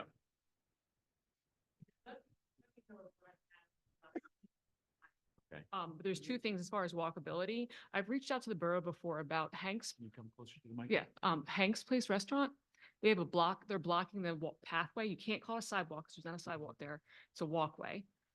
They're blocking the walkway with a sign. I've reached out to Hank's, I got no reply. I reached out to the landlord. They moved the planters, but not the sign, so it's still blocking the walkway. I reached out to the borough. The borough told me it was zoned industrial and that they did not need to create a walkway. It did not need to be AP compliant for anyone with a wheelchair to get by. So it is also a bus stop for middle school kids who get on the bus in the dark. So they have to walk in the street around the Hank's Place sign to get to the bus. If that could be addressed, and the sign actually physically can be moved back with two adults very easily, there's plenty of space. When they put up the makeshift fence that they put up in the spring and summer, you have to walk either in the road or through their outdoor eating area. Got it. To get around this big caged-in area they create. Yep. The second, Please, go ahead. okay, the second thing I wanted to ask, if this is in the works as far as raised speed bumps / crosswalks. I know a lot of crosswalks have been added. Unfortunately, I've been almost hit 3 times in crosswalks walking in this town. Prior to that, living in Philadelphia, I was actually hit 3 times walking on a crosswalk. So I would really love to see raised speed bumps of but kind of what is basically in front of our school, where I live right next to the high school. When I drive through Unionville, past their high school and their middle school and their elementary school, they have flashing lights, they have raised bumps and crosswalks. Ironically, it's also on 82. This road that I'm talking about is 82 here. I'd love to see that here for us, as well as on State Street, slowing traffic down. I know there's only ever 2 cops on duty to catch anyone speeding. So the raised crosswalks would be very beneficial. Good- And Good suggestions. I'm going to grab Rob. Can you answer, or Denise? can I couple of just those? bring up one more intersection that I've continuously almost been hit by a car at, exactly at Mulberry and 82. There's now painted lines there. Unfortunately, I've also been almost hit while walking on the painted lines. Thank you. Thanks. So just in reply to your request for raised crosswalks, we are actually on State Street in front of La Michoacana. we're putting in a speed table. So it's going to have a raised crosswalk on it as well. We're going to use that kind of as a test to see how that works out. And if there's a good response, if it, slows down traffic, we intend to put those, throughout town, in other places Yeah. to improve, safety and walkability. I've taught you before personally about this too, but thank you. What other questions or thoughts? Would like to address, the, comment about Hanks.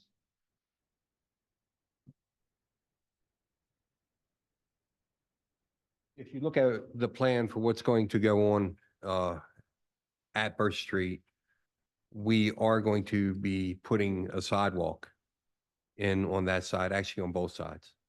So, there will be a pathway through there.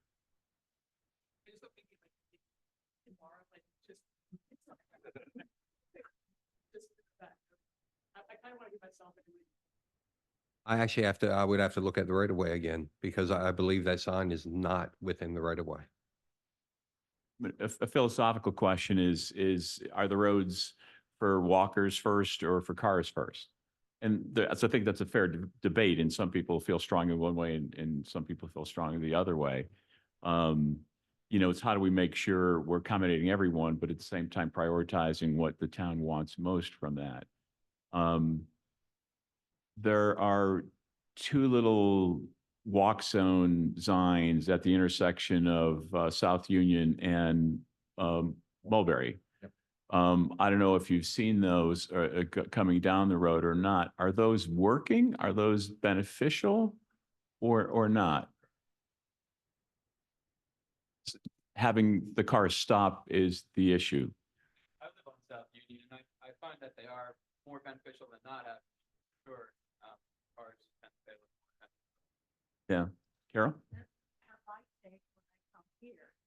And it's so much easier to get out into traffic without getting hit. I've personally noticed cars, at least seeing them, and if nothing else, slowing it down. And more often than not, I've actually stopped more recently, which is a unique thing. Any other thoughts there? Yeah. And I reached out for about why this, I was told it's hit so many times by cars that, they just like. It was flattened. Yeah, we just have to increase our budget for those signs. That's all. Just keep replacing them. Oh, what other questions or thoughts? Please, Ken. Talk about shade trees. Could I trouble you just because there's some folks on the computer? Or I'll bring it to you. You want me to? When it comes to the streetscapes, why, my biggest complaint when they put that one in down on Cypress, starting there at Victory, they put those stupid shade trees there. They're gonna grow right up into the wires. So you're throwing, what, maybe $600, $700 away right there. You gotta be careful where you put this stuff. I can't put trees in between my curb and my sidewalk because that's where the utilities run underground. So you got to know what you're doing. And this goes not just for the general public, it goes for you guys too. You got to know where the stuff is. Yeah. Because you hit the wrong thing, it may not exist anymore. But, and you, sidewalks, you say, make it walkable. Sidewalks, but you also got to educate the population to use them. I got sidewalks all the way from Cypress, well, from State Street down to my house at the bottom of the hill there on Meredith. Half the people don't use them. Why? I don't know. Maybe they don't know what they're for. Okay, and in other areas, you got sidewalks for 2 blocks. And that's prevalent in the northwest corner of town on those roads over there. But that's because when they built the houses, and I attended a couple of the zoning meetings, they paid a certain amount of money. They didn't have to put the sidewalk in and get away with it. If everybody else has to have sidewalks, and if you want to make the whole town walkable, everybody needs sidewalks. Fair enough. Streetscape, Birch Street streetscape, total cost, the borough's portion. Yeah, 3,230,000 from the borough. So the borough's contribution is 230 to a $3 million project. Right. It's pretty good return for It's a good return. what's being done. Let's talk sidewalks for a minute. And this is, go ahead, Ellie. Question for Lexi. Please. a Follow-up question. So I was required to negotiate with the person I was buying my house from to get the sidewalk replaced. So that was 15 years ago. We were enforcing at sale. What have we been doing in the last 5 years? I think that's the issue, that we're not enforcing it. Not at all, not at sale. No. So that's what the discussion is when we're gonna enforce it, either with sale, or are we gonna just do a walk around the town and determine what sidewalks need to be replaced and issuing those notices to the property owner? When was the last time we actually done something like that? Ever? I. So no. It's happened. Has it? Been a long time, Mr. Mayor. It's been a long time. The ramifications to the sidewalk issue are pretty big. I don't think any of us don't want better sidewalks, especially on State Street, Broad Street, Cypress Street, you know, the where you really walk a lot, around the schools, no question. The issues are, and a number of us discussed it, it's a sidewalk, I'm going to guess a sidewalk in front of an average house is probably $8,000 to $10,000 to replace all of it. A stone might be, you know, a square might be $1,000, somewhere in that range. Rob, is that fair? Yeah, Yeah. so like it's usually about $5 to $10 a square foot for concrete. You can do stamped concrete. My slide showed nice stamped brick concrete where you're looking at maybe $10 a square foot, average block 25 square feet, $250 a block. Not as much. I was talking to Rob. Concrete sidewalk can last 25 to 30 years. So pretty good investment for not too much money up front. So can someone put a stone paver sidewalk in instead of concrete? Our ordinance doesn't state otherwise. It's Okay. just more expensive and yeah, at least probably double what concrete stamped would look like. Gotcha. or be. I think throughout the town, a lot of the houses that might have sidewalk issues might be due to some street trees. I will call them shade trees, but trees that are between the sidewalk and the road that have kicked up sidewalks. So there's there's that balance of like, at what point is the tree causing more damage than smaller? And how do we rectify that and keep shade trees at the same time? Sure. Go for it, Carol. You know whose side I'm on. I know you're on the tree side, but Okay. We live in, I'm going to blame the soil. Seriously.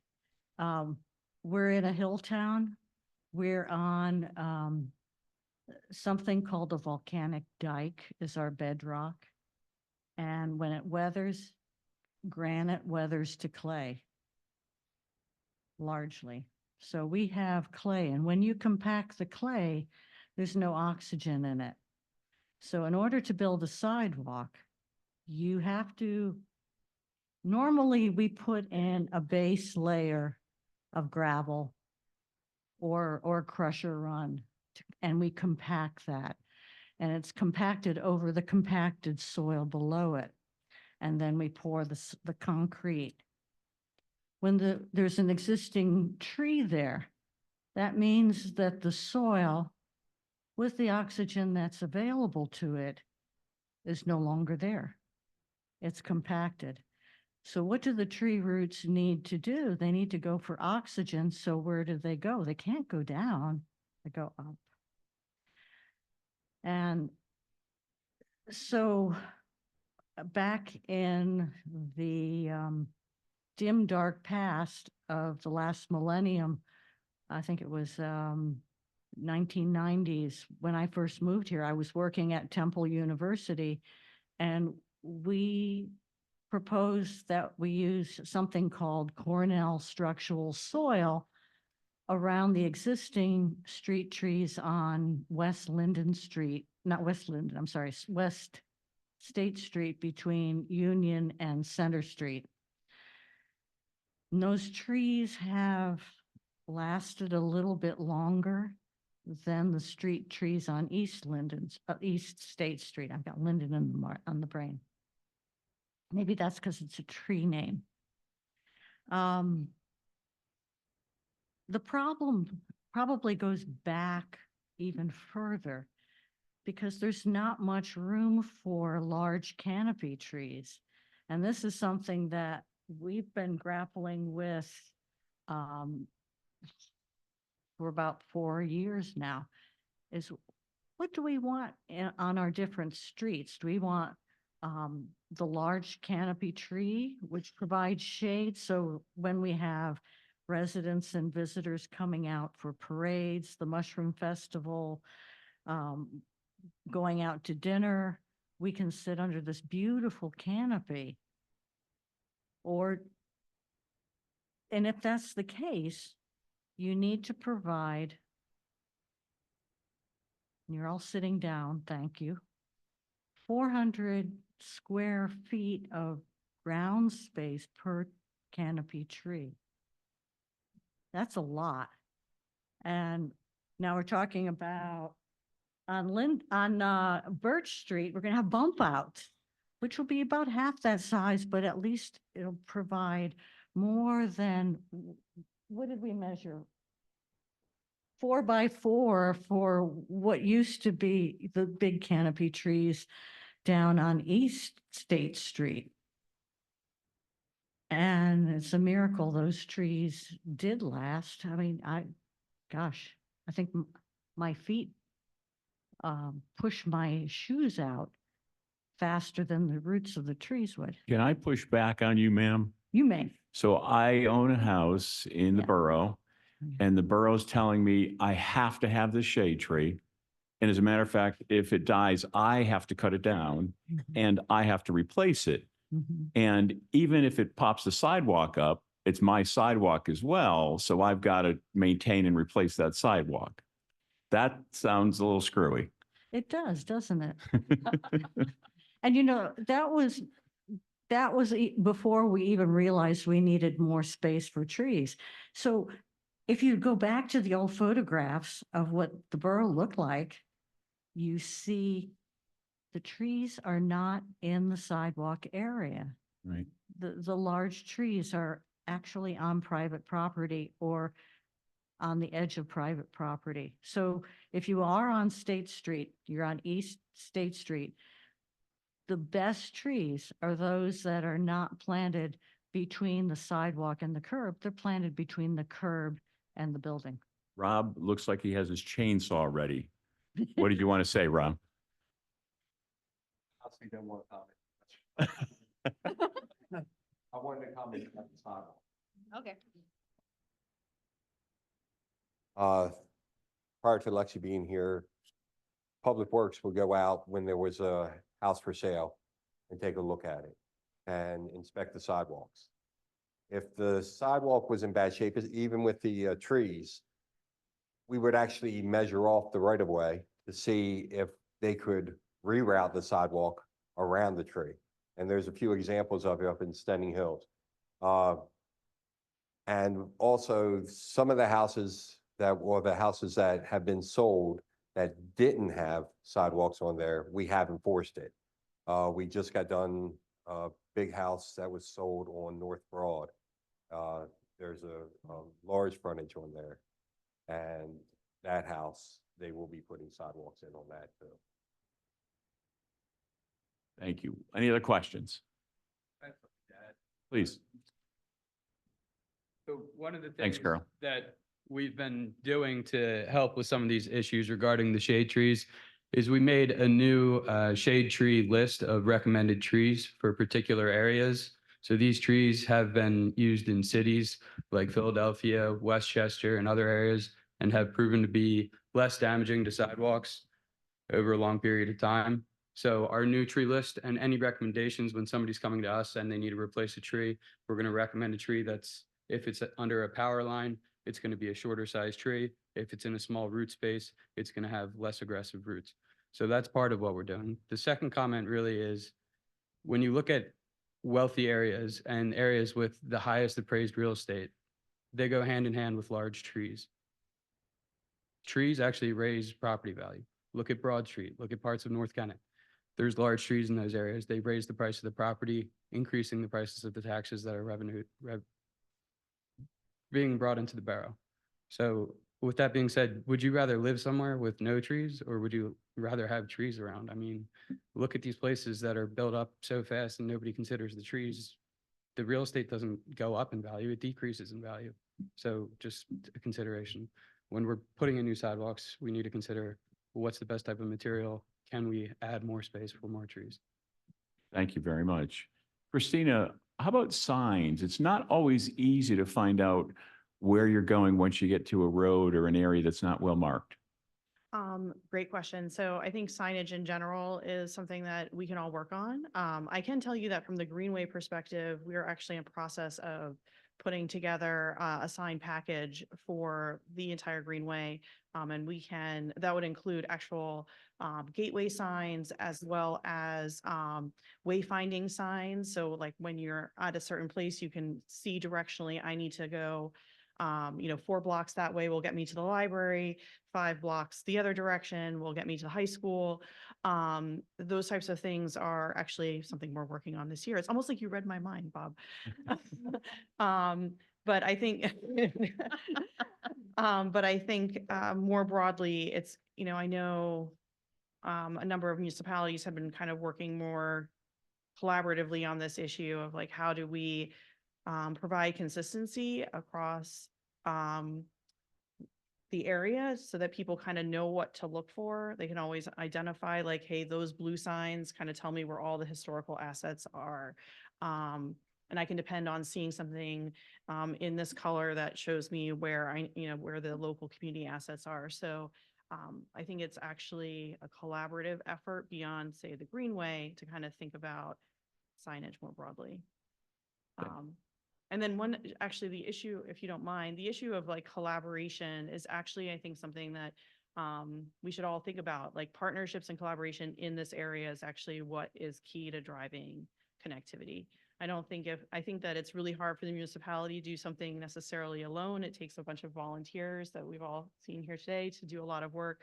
But connectivity outside the borough is also super important, and that can't be just the responsibility of the borough, right? You have other municipalities you have to work with.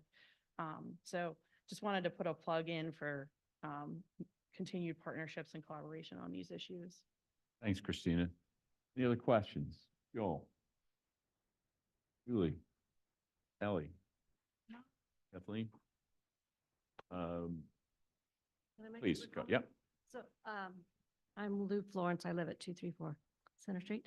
And I'm on the Shade Tree Commission, and I have more of a kind of a question, challenge, suggestion. And a proposal that I think that when we're talking, kind of going back to the shade trees in Kennett and the sidewalk conversation, I think if we could frame it as less of a confrontational this or that sort of frame, that if we could find, I'm just thinking, if we could come up with a list of proposed surface treatments for sidewalks and walkways, similar to how the Shade Tree Commission has given recommendations on different trees for different spaces. I know that water runoff is really important, so permeable surfaces are really critical right now. They're also helpful for the trees that we want to plant so that we can actually sustain, we can have both, I think, if we think creatively and look at what's kind of technologically coming on board for us to use in our streetscapes.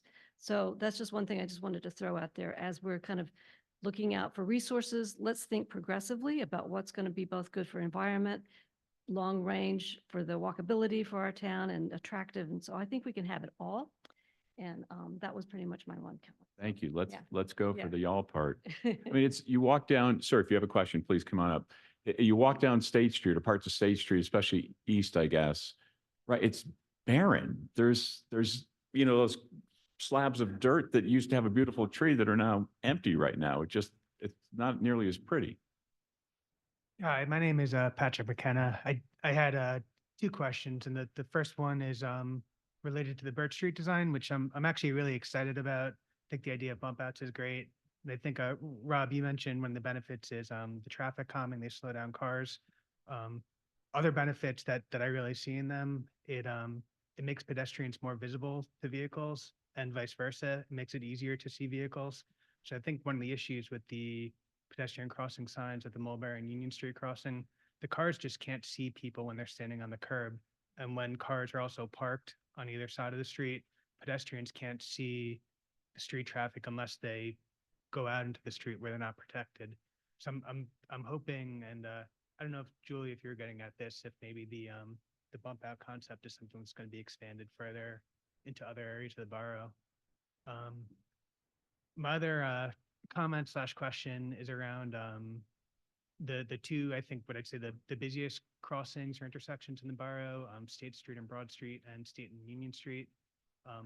All this talk of beautification, it's really great and I love all the work that people are doing, but it's really hard to appreciate the beauty if you're stressed out about getting hit by a car and your head's on a swivel. Both those intersections, there's no point in the light cycles where pedestrians are ever completely protected from cars. Cars could be turning into at any point. Broad Street and State Street in particular, we allow right turns on red at that intersection, which again, the trade-off there is, cars don't have to wait as long, but we're sacrificing pedestrian safety for that. I don't think that's the right trade-off for that intersection. Something else that has proved effective in other areas is something called a leading pedestrian interval, where the pedestrian light turns white to let pedestrians go before the lights change colors. What that does, it gets pedestrians into the crosswalk where they're visible before cars start turning into you. And again, it would just make being on State Street a much more pleasant experience and safer too, which is also really important. Thanks. Thanks very much, Pat. Pat also recently just signed up for the infrastructure committee. Thank you very much. Mr. Mayor, any questions, final questions before we get to the close-up? Yeah. Chief, anything you want to throw in?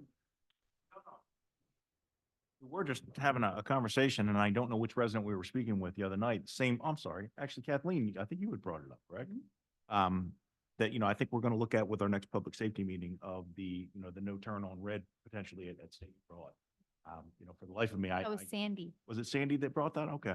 For the life of me, I can't figure out why it has been this way, for as long as it is. It's such a narrow section of North Broad that you're turning onto and such a heavy, pedestrian. So visibility is definitely something, that we need to look at there. Do we have the authority or the know-how to do a sort of change on the lights on State and? I'll introduce you to my friend Rob Moran. I don't know if that's a Agree that PennDOT and issue. Kind of a issue, if somebody, when it is walkable, they can still turn right and it's in that cross section, I have felt nervous. The actual cycle is governed by a PennDOT permit. So we could petition PennDOT to change it. But it's really up to PennDOT because they're the ones who set our cycle. That's what I thought. Ms. Samuel, last question or comment? Thank you. Jen Samuel, Daily Local News. So you all have been working on sidewalk safety for, is it 2 months now? It's been going on for a little while and a lot of improvements are being made. Any thoughts on working with Kennett Township in terms of how they are sort of building densely around the edge of the borough? They recently, last month approved Parkland, which I want to say it's 200 apartments, maybe 30, 40, maybe more townhouses and 20 homes right across from Anson B. Nixon. And that's also with the flats and also other places on Cypress they're building up. And the sidewalks aren't going to the borough. So what can be done? And then also we saw today Rite Aid in town. They just put up closing signs. And that's how a lot of, especially senior citizens in town get their medicine. Any thoughts on that? Because we do see people walking to Walmart, unfortunately, on the other side of town. Thank you. There are some efforts going on and Rob, Christina and Joe may be able to expand on it, but at least I know of 2 of them going to the east and to the west. So the east trying to connect with the newer apartments over there And then to the west, trying to connect to Giants. I don't know if do you all want to maybe give some more detail on that? So a lot of this work is being done in the Regional Trails Committee, which brings the municipalities and the staffs together to kind of talk about some of these issues. So for Parkside, the plan that was approved at the Kennett Township a couple weeks ago, I think now, includes sidewalks that head down North Walnut Street, but do not connect to any existing sidewalks because there's not the developer does not own the full way down. However, there is a crossing that will be taking Parkside across North Walnut. This is right by Route 1, if everyone is familiar. It will take pedestrians across Route 1 into Anson B. Nixon, into the parking lot that's up by the soccer fields.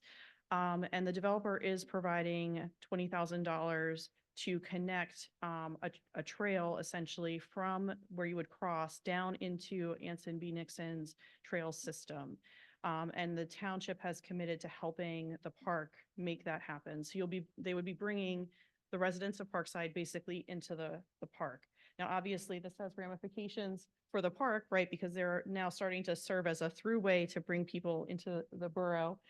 So that's a discussion that I think needs to kind of be elevated as the park is becoming more of a throughway, and also wants to continue to be an oasis as well. So I don't want to speak for the park, but I'm just trying to kind of elevate that as a thing that has come up. In addition to that, as you all know, the flats was completed several years now ago, and there is a lot of concern about safety and pedestrians crossing North Walnut. It's actually probably one of the most dangerous areas, I think, from a pedestrian perspective. In fact, there was a speed study that was done there, and the average speed going southbound before they just put that stop sign in was 47 miles an hour. So, but the township has actually succeeded in getting an agreement from a landowner that's between the flats and kind of the park to complete a trail and a crossing that will allow flats residents to cross North Walnut at the current car entrance to the park. So that is in the works. Obviously, these things take time, so that will be happening. Anything? I feel like I'm missing a question. Giant. West side. The Giant, yes. So there have been a number of different proposals that have come out about how to connect, particularly along West South Street and up Scarlet to the Giant Shopping Center.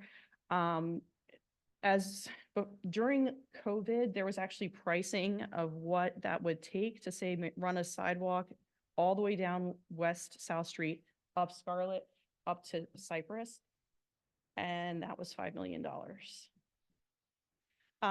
So I just want to kind of frame for everyone really what the cost of infrastructure of that magnitude is. You have a rail crossing, you have multiple road crossings, you have a bridge crossing.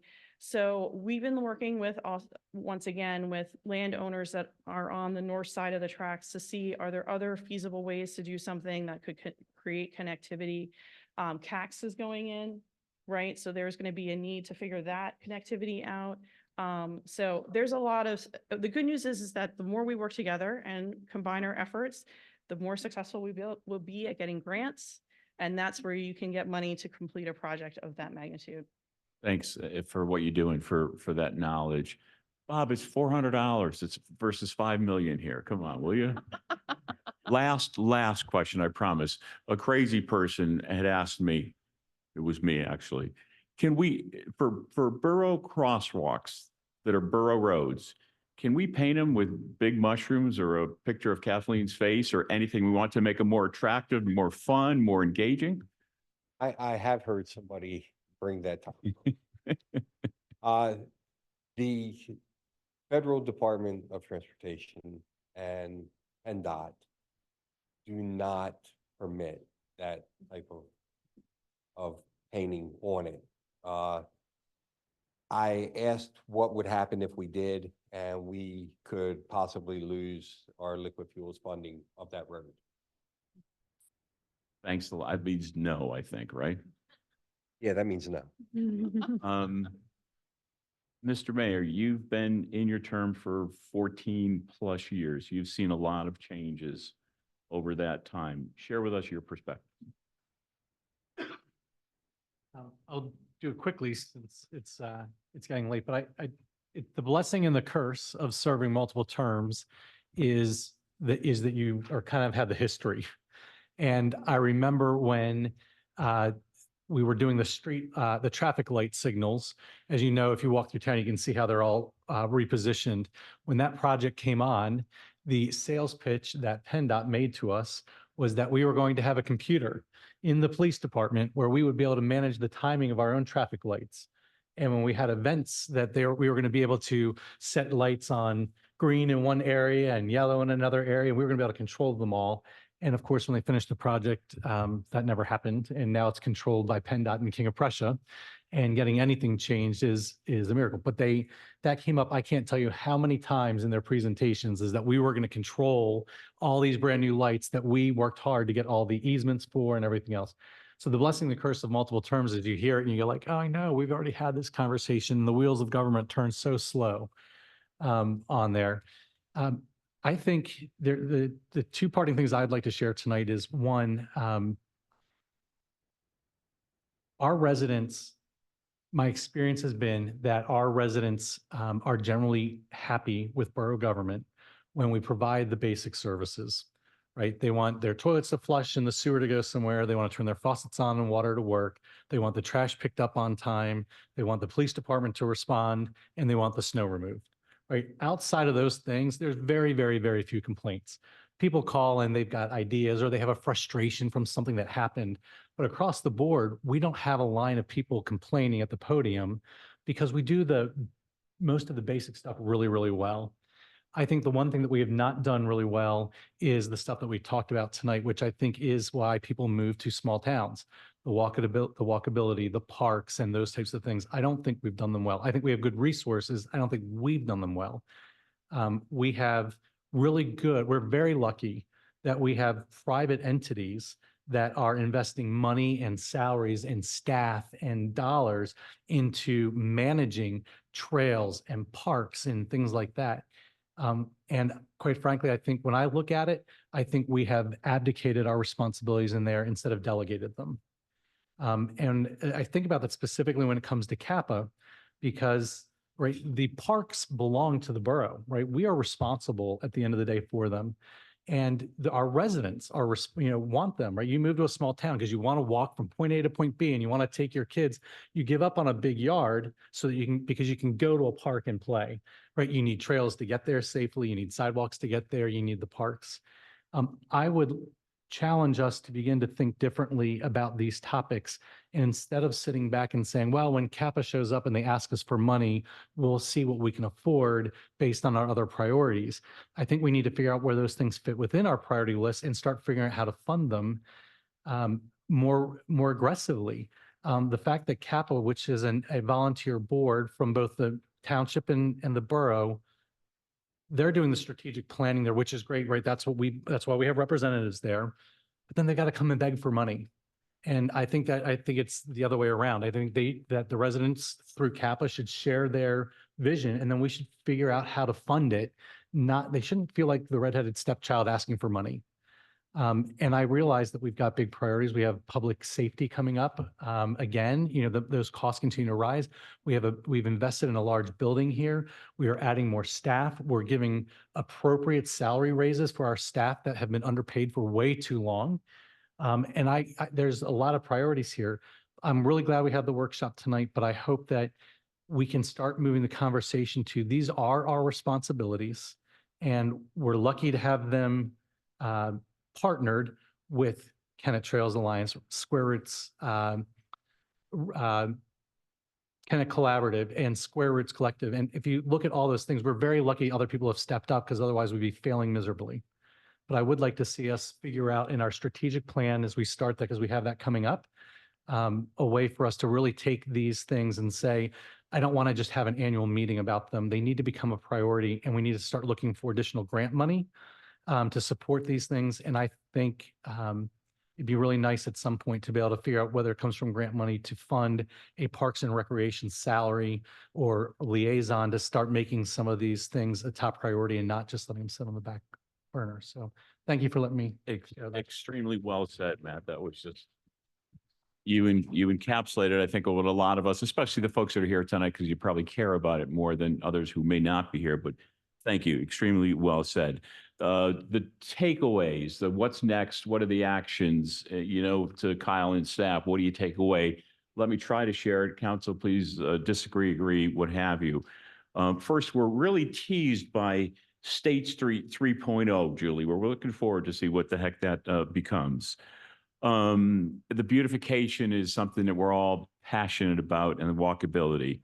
I heard three actions or recommendations. One is to Kyle, Lexi, Joe, and Rob's team is sidewalks.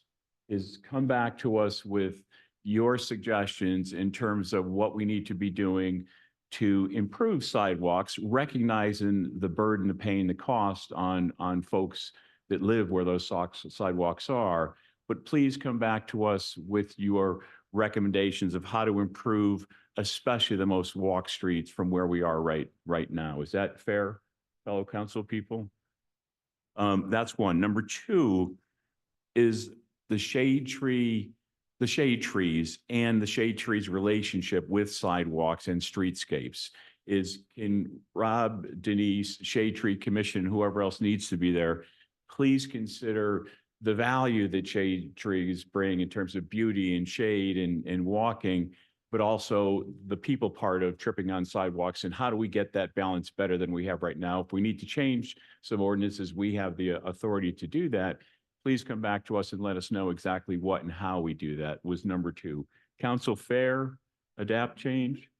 Number three was Jen's and Carol's comment, I believe.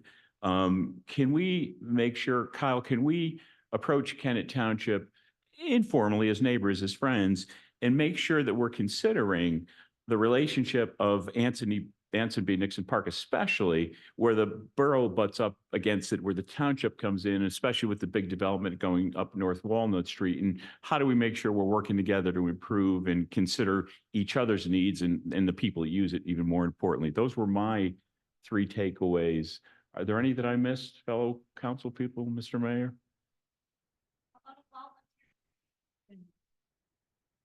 Send the message out. You can use the borough's message center through Sunny to get the word out there. Yeah, yeah. Any other comments, Kyle? Just before we close the meeting? Just thank you. It's clear what a good group of nonprofits and staff. you Yes, have. absolutely, absolutely. Mr. Mayor? Council? Yeah. Two closing comments.